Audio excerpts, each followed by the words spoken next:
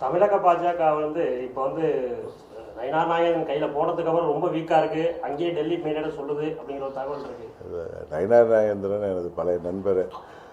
அவர் நம்ம ஒன்று சொன்னோன்னா அதுக்காக உடனே அவர் மாற்றி மாற்றி பேசுகிறார். நேற்று கூட சொல்கிறாரு, அமித்ஷா அவர்கள் சொல்கிற வேட்பாளரை நான் ஆதரிப்பேன் என்கிற மாதிரி டிடிவி சொன்னார். மாதிரிலாம் சொல்ல, அமித்ஷா அறிவிக்கிற வேட்பாளரை நாங்கள் ஏற்றுக்கொள்ளும் பட்சத்தில் ஆதரிப்போன்னு சொல்கிறேன். நீங்கள் என்னுடைய பேட்டிகளில் பார்க்க சொல்லுங்கள். அவரையும் திரும்ப மாதிரிலாம் சொல்லலை, நான் ஸ்ட்ரைட்டாகவே சொல்லியிருக்கேன். முன்ன ஒற்றுமை கேட்டப்போ அவர் அமித்ஷாவை போய் கேளுங்க யார் வேட்பாளர்னு கேட்டப்போ சொல்லியிருக்கேன்.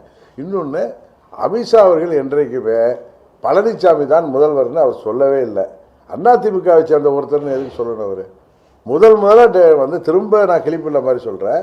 முதலாக ஏப்ரல் 11ஆம் தேதி பேட்டியிலையும் என்டிஏவுக்கு தேசிய அளவில் மோடி அவர்கள் தலைவர், தமிழ்நாட்டுக்கு என்டிஏவுக்கு தலைவர் அண்ணன் பழனிசாமின்னு சொன்னார்.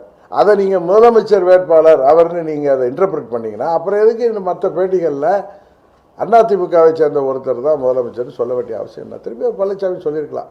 அமித்ஷா அவர்கள் சொல்கின்ற வேட்பாளரை நாங்கள் ஏற்றுக்கொள்ளும் பட்சத்தில் ஆதரிப்போம் தான் நான் சொல்லியிருக்கேன். அது திரு நயினார் நாகேந்திரனுக்கு மீண்டும் அதை இந்த நேரத்தில் உங்கள் மூலம் சொல்லிக்கொள்ள விரும்புகிறேன்.